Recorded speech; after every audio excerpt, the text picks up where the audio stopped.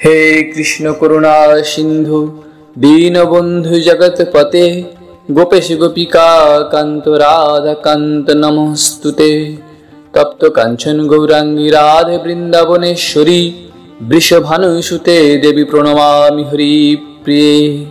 हरे कृष्ण।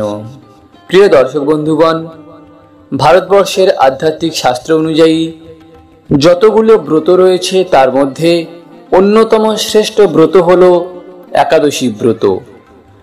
প্রতি মাসের কৃষ্ণপক্ষ ও শুক্লপক্ষে এই একাদশী ব্রত অনুষ্ঠিত হয়ে থাকে। সারা বছরের যতগুলি একাদশী রয়েছে তার মধ্যে 4টি একাদশী হল বড় একাদশী বা বাছা একাদশী।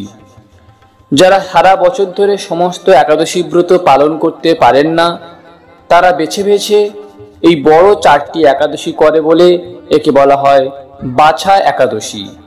আষাঢ় মাসের শুক্লপক্ষের যে একাদশী সেই একাদশী হলো শয়নী একাদশী।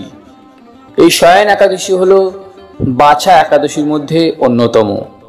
প্রিয় দর্শক বন্ধুগণ, আজকের ভিডিও থেকে আপনারা জানতে পারবেন এই শয়ন একাদশী কবে শুরু হচ্ছে, কবে শেষ হবে, এই একাদশী ব্রতের উপবাস কিভাবে আপনারা করবেন, এর পারণ মন্ত্র কি, কখন পালন করবেন, এই একাদশী ব্রত করলে তার কি ফল লাভ হয়, তার সঙ্গে জানতে পারবেন এই একাদশী ব্রত কিভাবে আপনারা করবেন, কোন কোন খাবার গ্রহণ করবেন, কোন কোন খাবার খাবেন না।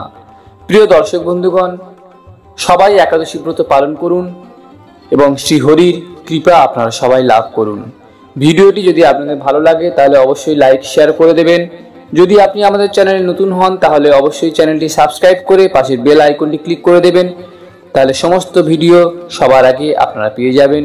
পুরনো বন্ধুদের অসংখ্য ধন্যবাদ। প্রথমেই আমরা জেনে নেব এই শয়ন একাদশী কি। আষাঢ় মাসের শুক্লপক্ষের একাদশী তিথিকেই বলা হয় শয়নী একাদশী তিথি। শয়ন কথার অর্থ শয্যাগত, শোয়া ইত্যাদি হলেও বিজ্ঞজনেরা মিথ্যা স্বপ্ন, অলস, নিদ্রা এই শব্দগুলোকে এর অর্থ বলে মনে করেন। আর সেই অর্থ অনুযায়ী শয়নী একাদশী তিথির এমন অর্থ করা যেতেই পারে যে একাদশী দেবী তার একনিষ্ঠ ভক্তের মনের তম বিকার বা মিথ্যা স্বপ্ন, আলস্য, নিদ্রা দূর করে তাকে মুক্তি প্রদান করেন, তিনিই হলেন শ্রী শ্রী শয়নী একাদশী দেবী। প্রিয় দর্শক বন্ধুগণ, এবার আমরা জেনে নেব এই আষাঢ় মাসের শয়ন একাদশী তিথি উপবাস কবে করবেন। 21শে আষাঢ় 6ই জুলাই রবিবার হবে এই শয়ন একাদশীর উপবাস গোস্বামী মতে এবং নির্বাক সম্প্রদায় মতে। অর্থাৎ আগামী রবিবার 6ই জুলাই 21শে আষাঢ় এই শয়ন একাদশীর উপবাস আপনারা সবাই করবেন। এই একাদশী আরম্ভ হচ্ছে 20শে আষাঢ় সন্ধ্যা 6:43 হতে এবং একাদশী থাকছে 21শে আষাঢ় রাত্রি 8:44 পর্যন্ত। প্রিয় দর্শক বন্ধুগণ, এইবার আপনারা জেনে নেবেন এই একাদশী ব্রতের পালন কবে হবে। 22শে আষাঢ় 7ই জুলাই সোমবার সকাল 9:29 মধ্যে এই শয়ন একাদশী ব্রতে পালন সম্পন্ন করবেন। পালন সম্পন্ন করার আগে অবশ্যই পালনের মন্ত্রটি বলে নেবেন। পালনের মন্ত্রটি হল ওং অজ্ঞান তিমিরান্ধস্য ব্রতেনানেন কেশব প্রসিদ সুমুখ নাত জ্ঞানদৃষ্টি প্রদ ভব। এই মন্ত্রটি পাঠ করে শ্রীহরির নিকট আপনারা প্রার্থনা করবেন, হে ভগবান, তোমার কৃপায় এই একাদশী ব্রত করতে সমর্থ হয়েছি। এই একাদশী ব্রতে যা কিছু ফল হলো তার সব কিছু তোমার শ্রীচরণে অর্পণ করলাম, তুমি প্রীত হয়ে গ্রহণ করো।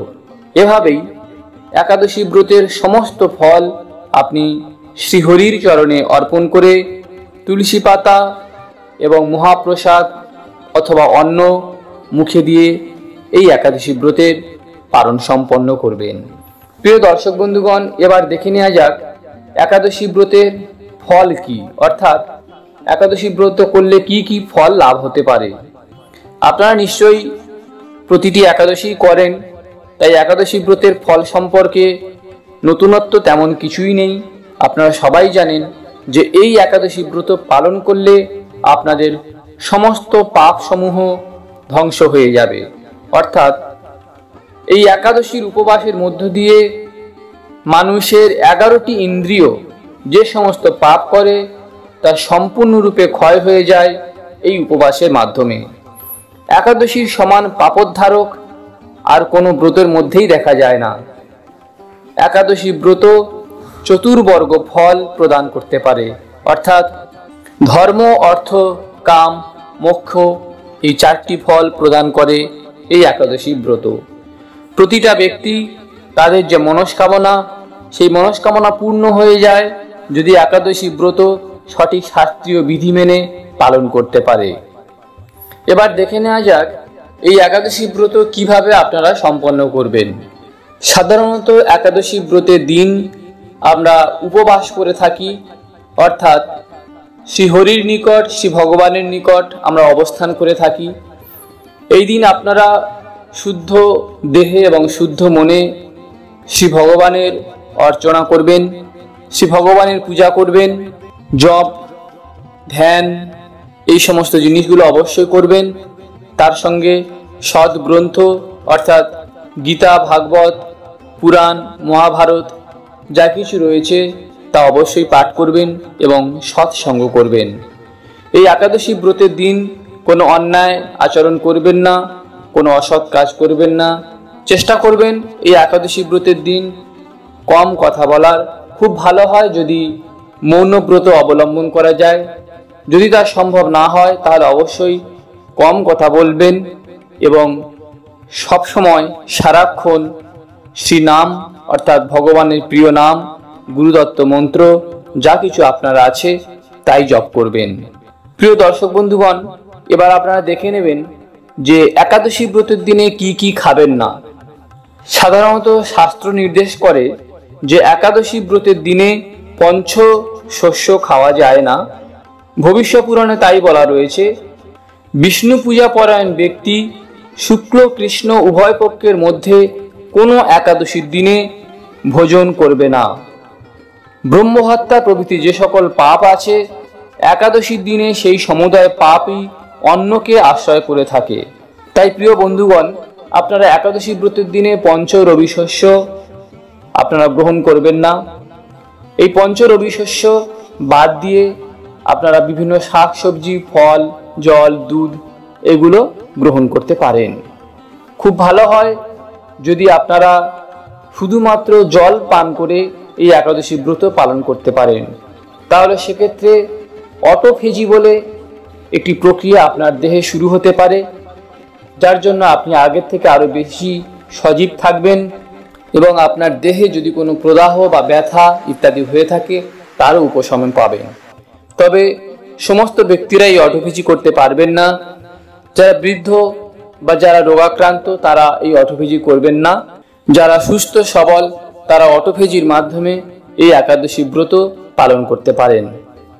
অটোফেজি সম্পর্কে বিশদ ভিডিও আমার রয়েছে। এছাড়াও আপনারা গুগলে এই অটোফেজি সম্পর্কে বিস্তারিত তথ্য পেয়ে যাবেন। এর সাধারণ অর্থ হলো শুধুমাত্র জল পান করে 24 ঘন্টা আপনারা থাকবেন। এর ফলে আপনাদের শরীরে যে সমস্ত মৃত কোষ রয়েছে সেই মৃত কোষ থেকে দেহ শক্তি সংগ্রহ করে ওই দিন কাজ চালিয়ে নেবে। এর ফলে আপনার দেহ আরও সজীব সতেজ হয়ে উঠবে। প্রিয় দর্শক বন্ধুগণ, এবার আমরা এই শয়ন একাদশী ব্রতের মাহাত্ম্য জেনে নেব। প্রতিটি একাদশীর ব্রত মাহাত্ম্য থাকে। যদি সেই মাহাত্ম্য আমরা জেনে শাস্ত্রসম্মতভাবে একাদশী ব্রত করতে পারি তাহলে অবশ্যই একাদশী ব্রতের ফল আমরা লাভ করতে পারব। শ্রী শ্রী শয়ন একাদশী দেবী ব্রত সম্পর্কে এমন কাহিনী শোনা যায় যে দেবর্ষি নারদ এবং সৃষ্টিকর্তা ব্রহ্মার মধ্যে একবার রাজা মান্ধাতা প্রসঙ্গে আলোচনা হচ্ছিল। সূর্যবংশীর এই রাজা একবার খুব সংকটে পড়েছিলেন। পরপর 3 বৎসর অনাবৃষ্টি হওয়ায় তার রাজ্যে কৃষিকাজ হয়নি, ফলে দুর্ভিক্ষ দেখা দেয় এবং আরও অন্যান্য সমস্যাও শুরু হয়।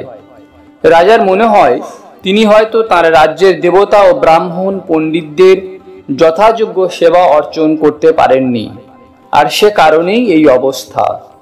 এই ভেবে মান্ধাতা রাজ্য ত্যাগ করেন। নানা প্রতিকূল অবস্থা এবং পরিবেশের মধ্যে থেকে রাজা প্রায় অর্ধমৃত অবস্থায় ব্রহ্মার পুত্র আঙ্গিরসের আশ্রমে শরণ নিলেন। মুনিবর আঙ্গিরস তাকে শয়নী একাদশী ব্রত পালনের জন্য উপদেশ দেন। এতে আনন্দিত রাজা নিজ রাজ্যে ফিরে সকলকে নিয়ে শাস্ত্রসম্মতভাবে ভক্তি সহকারে শয়নী একাদশী ব্রত পালন করেন। ফলে রাজ্যে সুদিন ফিরে আসে এবং রাজাও অন্তিমে বিষ্ণু লোকবাসী হন।